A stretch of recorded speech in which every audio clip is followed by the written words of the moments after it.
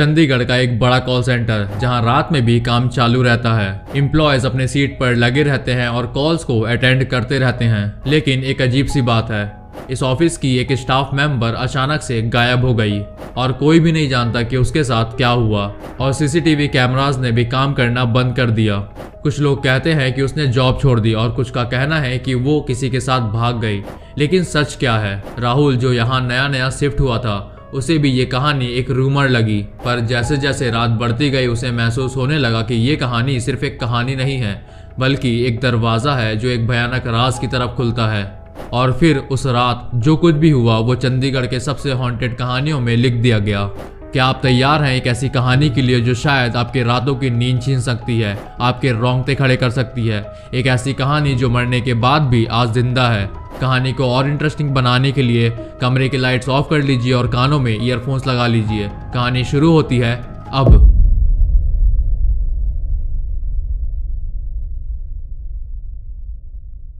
राहुल एक 25 साल का लड़का जो नए शहर चंडीगढ़ में अपनी एक नई जॉब के लिए शिफ्ट हुआ था। उसने एक नाइट शिफ्ट कॉल सेंटर को ज्वाइन किया था जो कि शहर के आउटस्कर्ट पे था।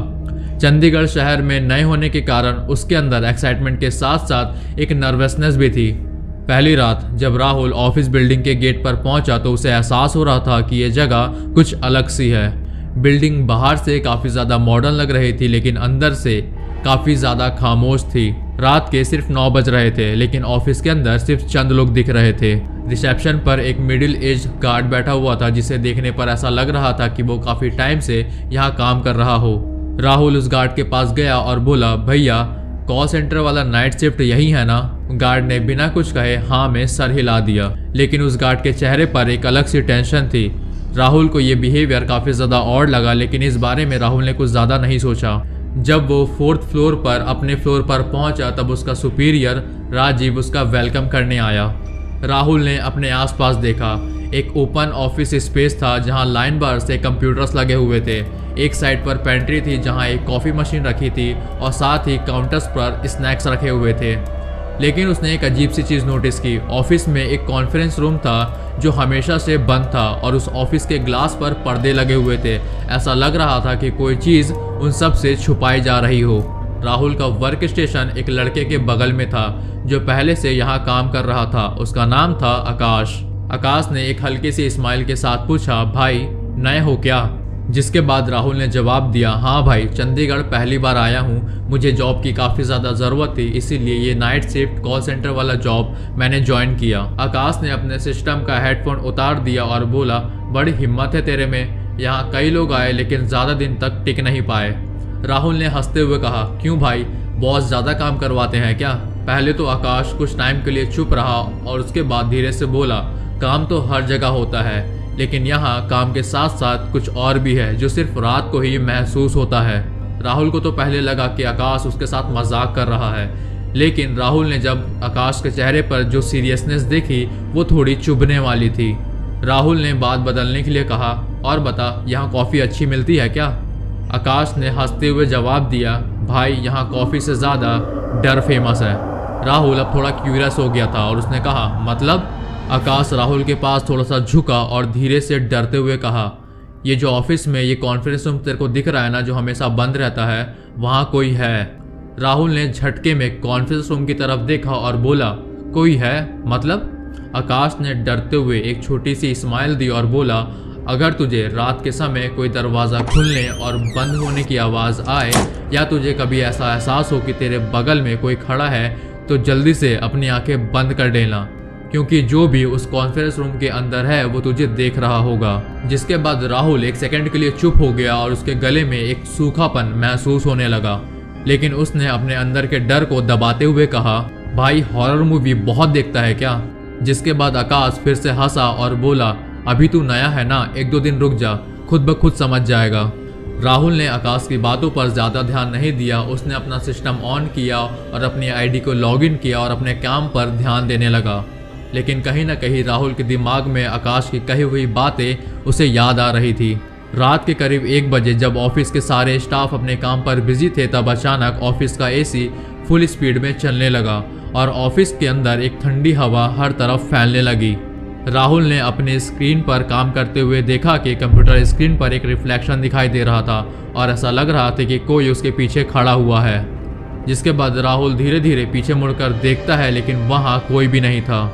लेकिन फिर से उसने कंप्यूटर स्क्रीन की तरफ देखा तो उसके कंप्यूटर स्क्रीन पर इस बात साफ पता चल रहा था कि उसके पीछे एक लड़की खड़ी हुई थी जो कि वाइट कुर्ती पहनी हुई थी और उसके बाल खुले हुए थे और वो बिना हिले ढुले सिर्फ राहुल को देखी जा रही थी। जिसके बाद राहुल का दिल काफी तेजी से धड़कने लगा। उसने तुरंत अपनी नज़र कंप्यूटर स्क्रीन से हटाकर ऑफिस के चारों तरफ देखने लगा, लेकिन सब कुछ नॉर्मल था और उसके आसपास भी कोई नहीं था। उसने फिर से अपने कंप्यूटर स्क्रीन की तरफ देखा, लेकिन अब कोई भी रिफ्लेक्शन उसे दिखाई नहीं दे रहा था। लेकिन एक अजीब सी गर्मी राहुल के कानों के पास महसूस हो रही थी। ऐसा लग रहा था कि राहुल के नज़दीक आकर कोई बहुत तेज तेज सांस ले रहा हो और एक हल्की सी आवाज़ उसके कानों में सुनाई दी, मुझे ढूंढ सकोगे? राहुल ने तुरंत अपनी कुर्सी घुमाई, लेकिन वहाँ कोई भी नहीं था। उसने आकाश की तरफ देखा। आकाश एक नॉर्मल से एक्सप्रेशन के साथ अपने काम पर बिजी था। जिसके बाद राहुल ने अपने आप को समझाया कि उसे थकान की वजह से हेलुसिनेशन हो रहा है, लेकिन उसका दिल इस बात को अच्छे से जानता था कि जो कुछ भी राहुल के साथ हो रहा था वो सब कुछ असली था। राहुल पूरे ऑफिस में इधर उधर देख रहा था। सब लोग अपने काम पर बिजी थे, किसी को भी कुछ अजीब महसूस नहीं हो रहा था। राहुल का दिमाग उसे बार बार ये कह रहा था कि ये सब कुछ उसके थकान का नतीजा है, लेकिन उसका दिल इस बात को अच्छे से जानता था कि जो कुछ भी हो रहा है वो सब कुछ सच है। राहुल ने अपने आप को डिस्ट्रैक्ट करने के लिए थोड़ा सा पानी पिया और अपने काम पर वापस ध्यान देने लगा। लेकिन तभी उसकी नजर कॉन्फ्रेंस रूम के बंद दरवाजे पर पड़ी। कॉन्फ्रेंस रूम का दरवाजा हमेशा की तरह बंद था, लेकिन दरवाजे के नीचे से एक हल्की सी रोशनी बाहर आ रही थी। ऐसा लग रहा था कि जैसे अंदर कोई हो। राहुल आकाश की तरफ देखा और धीरे से बोला, भाई कॉन्फ्रेंस रूम के अंदर कोई है क्या? आकाश ने बिना राहुल की तरफ देखे एक ही बात बोली, जो भी हो उसके पास मत जाना। राहुल एक सेकंड के लिए शॉक हो गया। उसने कहा, मतलब? आकाश ने राहुल की तरफ देखा और धीरे से बोला, अभी तू यहाँ नया है ना, इसलिए तुझे नहीं पता।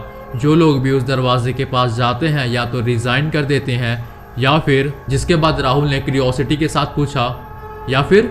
जिसके बाद आकाश ने एक लंबी सांस ली और धीरे से बोला, या फिर उन्होंने उस चीज़ को देख लिया जो उन्हें शायद नहीं देखना चाहिए था। राहुल के मन में अब काफ़ी ज़्यादा क्वेश्चन आने लगे थे। राहुल ने आकाश से कहा, भाई अब तो सीधे सीधे बता दे, ये कॉन्फ्रेंस रूम आखिर बंद क्यों रहता है? आकाश ने पहले अपने इधर उधर देखा, जैसे वो कंफर्म कर रहा हो कि कोई उसकी बात सुन तो नहीं रहा है। फिर उसने राहुल की तरफ देखा और धीरे से बोला, भाई 3 साल पहले इस कॉन्फ्रेंस रूम के अंदर एक लड़की का मर्डर हुआ था। राहुल डर के मारे शॉक हो गया और उसने कहा, क्या?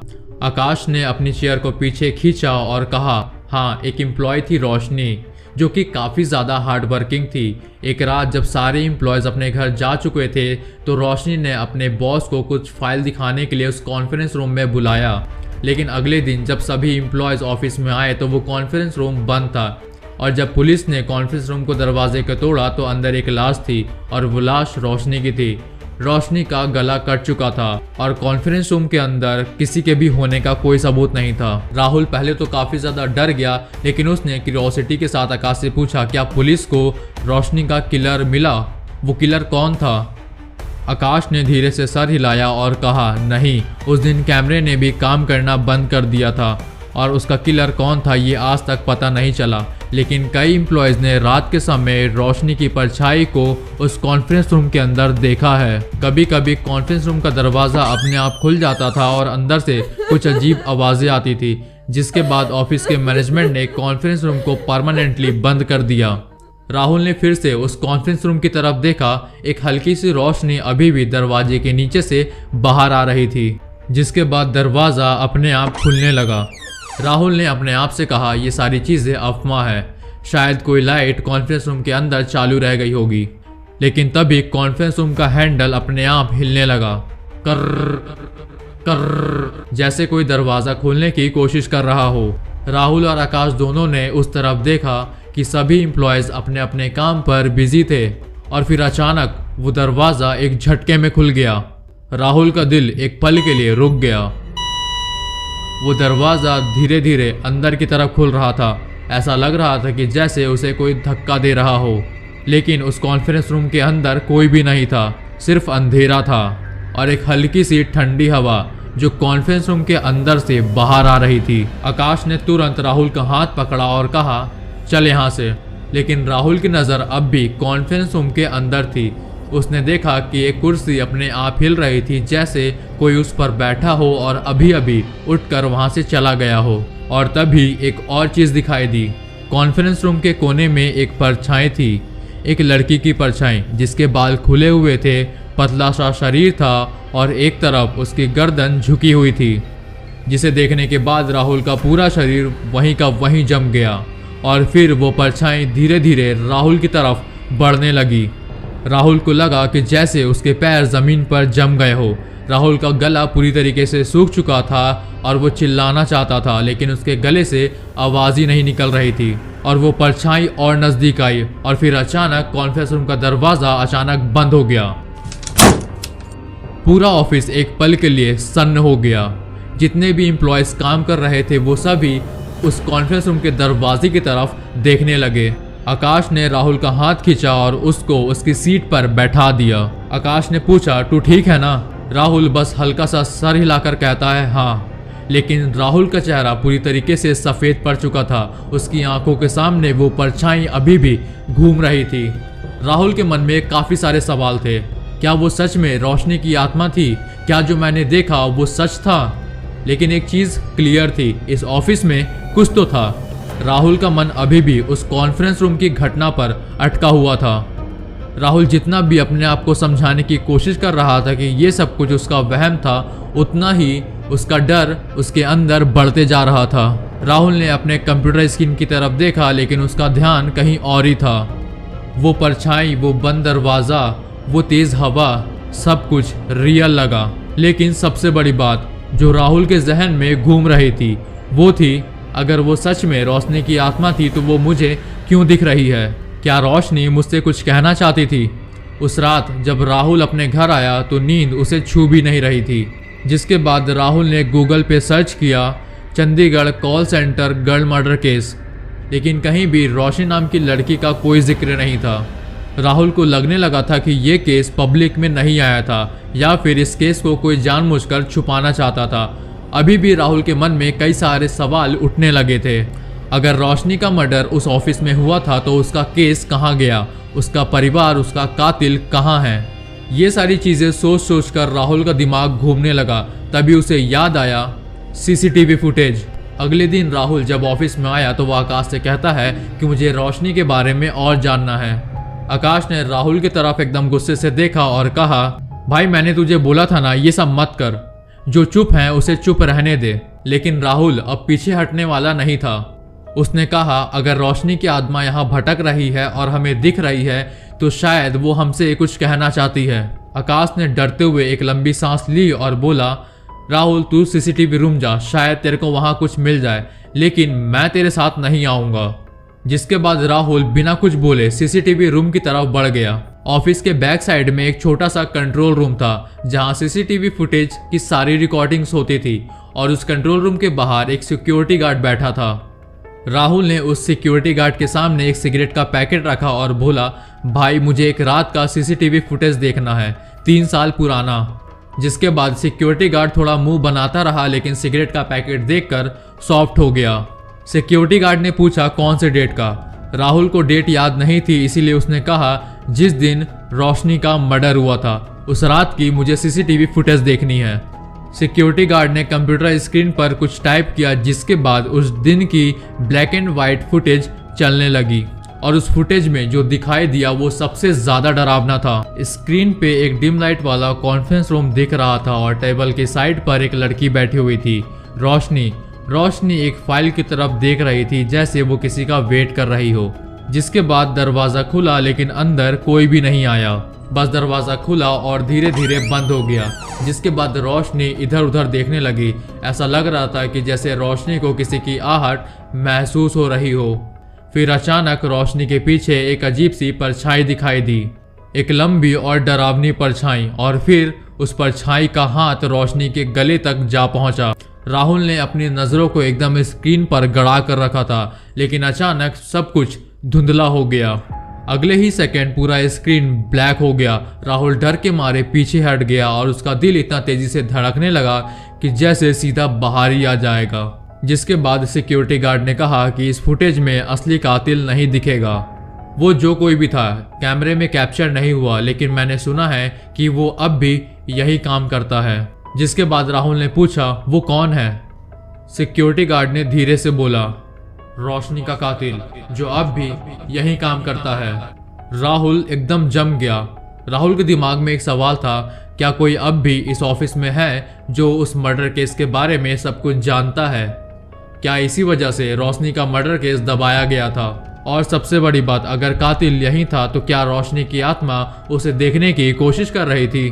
राहुल के मन में अब काफी ज्यादा डर और उत्सुकता थी। अब उसे सब कुछ सच जानना था। सीसीटीवी फुटेज ने सब कुछ और भी ज्यादा कॉम्प्लिकेटेड बना दिया था। एक परछाई जो रोशनी का गला दबा रही थी, लेकिन कातिल कहीं भी नहीं दिखाई दे रहा था। और सबसे अजीब बात तो ये भी थी कि सिक्योरिटी गार्ड ने कहा था रोशनी का कातिल आज भी इस ऑफिस में काम करता है। राहुल सीधा आकाश के पास गया। राहुल ने आकाश के कंधे को पकड़ा और झटका दिया और कहा, मुझे सब कुछ सच सच बताओ। आकाश थोड़ा घबरा गया और धीरे से बोला, मैंने कहा था ना कि तू जितना अंदर जाएगा उतना ही कंफ्यूज होता जाएगा, इसीलिए छोड़ दे ये सब। लेकिन राहुल ने गुस्से से कहा, नहीं, मुझे सब कुछ सच जानना है। मैंने सीसीटीवी फुटेज में देखा है कि रोशनी का मर्डर इसी ऑफिस में हुआ था। जिसके बाद आकाश ने धीरे से बोला, अगर तुझे सच जानना है तो आज रात तुझे यहीं रुकना पड़ेगा। जिसके बाद राहुल एक पल के लिए सोच में पड़ गया। रात के 1 बजे के बाद पूरा ऑफिस सुनसान हो चुका था। सिर्फ एक ही जगह हल्की सी रोशनी दिखाई दे रही थी और वो जगह थी वो कॉन्फ्रेंस रूम। राहुल, आकाश और सिक्योरिटी गार्ड तीसरी बार सीसीटीवी फुटेज देख रहे थे और इस बार आकाश भी साथ में था और उसका चेहरा एकदम सीरियस था। स्क्रीन पर फिर से वही सीन रिपीट होने लगा।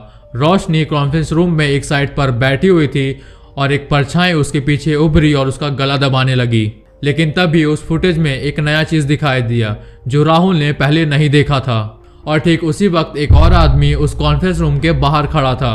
वो आदमी अंदर तो नहीं आया था, लेकिन उस आदमी का रिफ्लेक्शन उस कॉन्फ्रेंस रूम के वॉल ग्लास पर साफ साफ दिख रहा था। राहुल ने वीडियो को पॉज किया और पूछा, ये कौन है? आकाश ने मुंह फेर लिया, लेकिन राहुल ने गुस्से से पूछा, आखिर ये कौन है?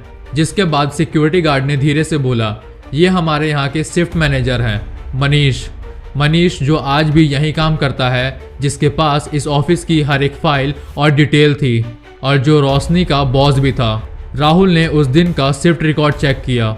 रोशनी और मनीष, सिर्फ ये 2 लोग उस रात इस ऑफिस में थे। जिसके बाद आकाश ने धीरे से कहा, रोशनी और मनीष के बीच कुछ चल रहा था। रोशनी मनीष से दूर होना चाहती थी, लेकिन मनीष रोशनी से पागलों की तरह प्यार करता था। उस दिन रोशनी ने मनीष को बहुत समझाया और आखिरी में मनीष को रिजेक्ट कर दिया। जिसके बाद हैरानी के साथ राहुल ने कहा, तो क्या मनीष ने रोशनी का? जिसके बाद आकाश ने हाँ में सर हिला दिया। अब इतना सब कुछ जानने के बाद राहुल का मन मनीष का सच सबके सामने लाने का था। राहुल अब जानता था कि रोशनी की आत्मा उसे क्यों दिखती थी। उसे इंसाफ चाहिए था और अब राहुल और आकाश मनीष का सच सबको बताने के लिए रेडी थे। लेकिन अब सबसे बड़ा सवाल ये था कि क्या मनीष उन्हें रोकेगा? राहुल ने कंट्रोल रूम से बाहर निकलते ही सिक्योरिटी गार्ड से मनीष का एड्रेस मांगा। गार्ड पहले तो घबराया, फिर धीरे से बोला, ये मत करो बेटा, वो बहुत डेंजरस आदमी है। आकाश भी बेचैन हो गया। उसने राहुल को कहा, संभल कर, मनीष एक कातिल ही नहीं, एक शातिर आदमी भी है। अगर उसे थोड़ा सा भी इस बारे में शक हुआ कि हम उसके पीछे पड़े हैं तो वो हमें भी मार डालेगा। राहुल ने आकाश की बात को काटते हुए कहा, अब मैं नहीं रुकने वाला हूँ। जो कुछ भी रोशनी के साथ हुआ है वो दोबारा भी हो सकता है किसी और लड़की के साथ, इसीलिए मैं मनीष को एक्सपोज करूंगा। राहुल ने सिक्योरिटी गार्ड से मनीष का एड्रेस निकाला और आकाश के साथ उसके घर की तरफ निकल पड़ा। रात के करीब 3 बज रहे थे और मनीष का घर एक सुनसान गली में था। राहुल ने दरवाजे को नॉक किया, लेकिन कोई भी जवाब नहीं आया। आकाश ने कहा शायद वो सो रहा होगा। जिसके बाद राहुल ने दोबारा उसके गेट को नॉक किया। इस बार घर के अंदर से कोई चीज गिरने की आवाज आई। राहुल ने दरवाजे को जोर से धक्का दिया। दरवाजा खुला था। जिसके बाद राहुल और आकाश घर के अंदर घुस गए। घर एक अजीब सी बदबू से भरा हुआ था और वहीं ठीक टेबल के ऊपर एक पेपर, एक लैपटॉप और एक लॉक बॉक्स पड़ा हुआ था। राहुल लैपटॉप के करीब गया और उसने स्क्रीन ऑन किया। सामने एक फोल्डर खुला हुआ था, रोशनी मर्डर केस। और जो राहुल ने देखा उसने उसके होश उड़ा दिए। रोशनी के मर्डर की पूरी रिकॉर्डिंग उस फोल्डर में थी और अचानक लैपटॉप पर एक वीडियो प्ले हुई जिसमें रोशनी और मनीष कॉन्फ्रेंस रूम में बैठकर बातें कर रहे थे। मनीष, मुझे ये जॉब छोड़नी है, तुम्हारा ऑब्सेशन अब हद पार कर रहा है। रोशनी चिल्लाते हुए ये कह रही थी, तुम कहीं नहीं जाओगी, तुम मेरी हो। मनीष चीखा और फिर मनीष ने रोशनी का गला दबा दिया और एक पल के लिए तो राहुल और आकाश की सांसें रुक गई। उन दोनों के सामने मनीष का असली चेहरा था, एक शैतान की तरह। लेकिन तभी एक अजीब आवाज आई। राहुल और आकाश ने पीछे मुड़कर देखा और पीछे मनीष खड़ा हुआ था जिसके हाथ में एक चाकू था। जिसके बाद मनीष कहता है कि तुम दोनों समझते हो कि तुम मुझे एक्सपोज कर सकते हो। मनीष धीरे धीरे चाकू लेकर आकाश और राहुल की तरफ बढ़ रहा था। राहुल और आकाश धीरे धीरे पीछे हटने लगे। रोशनी भी समझती थी कि वो मुझे छोड़ सकती है, लेकिन देखो अब वो कहाँ है। मनीष हंसते हुए कह रहा था। लेकिन तभी एक तेज हवा चलने लगी और मनीष के मेन डोर के पास साइड में एक ब्लैक शैडो दिखाई दी। एक औरत सफेद कपड़ों में जिसके शरीर से धुआं निकल रहा था। तू मेरे हाथों से नहीं बच सकता मनीष, पूरे घर में एक आवाज गूंजी। मनीष डर के मारे पीछे हटने लगा और उसका पूरा चेहरा पीला होने लगा। नहीं, ये नहीं हो सकता, मनीष चीखने लगा। लेकिन तभी जोर से एक हवा का झटका आया और मनीष हवा में उछल गया। मनीष के गले में एक निशान बनने लगा जैसे कोई उसका गला दबा रहा हो। मनीष चिल्लाने लगा और धीरे धीरे उसकी आवाज बंद हो गई और मनीष जमीन पर गिर गया। राहुल और आकाश ये सारी चीजों को देखकर एक साइड में शॉक में खड़े थे।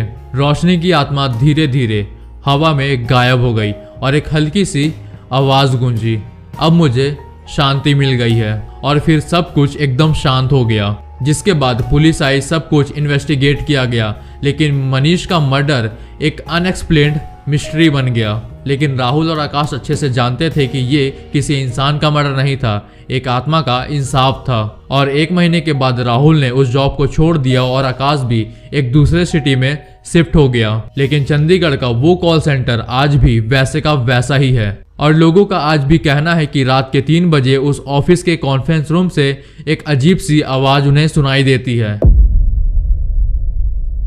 तो गाइज, आज की कहानी यहीं खत्म होती है। यही था चंडीगढ़ के एक हॉन्टेड कॉल सेंटर का एक हॉरिफाइंग एक्सपीरियंस जो आकाश और राहुल ने फेस किया। तो आज की वीडियो में आपने देखा कि कैसे रोशनी ने अपनी ही मर्डर मिस्ट्री को सॉल्व किया राहुल और आकाश की मदद से। कैसे उसने अपने मर्डर के बारे में सबको बताया और कैसे रोशनी की आत्मा ने अपने ही कातिल से बदला लिया।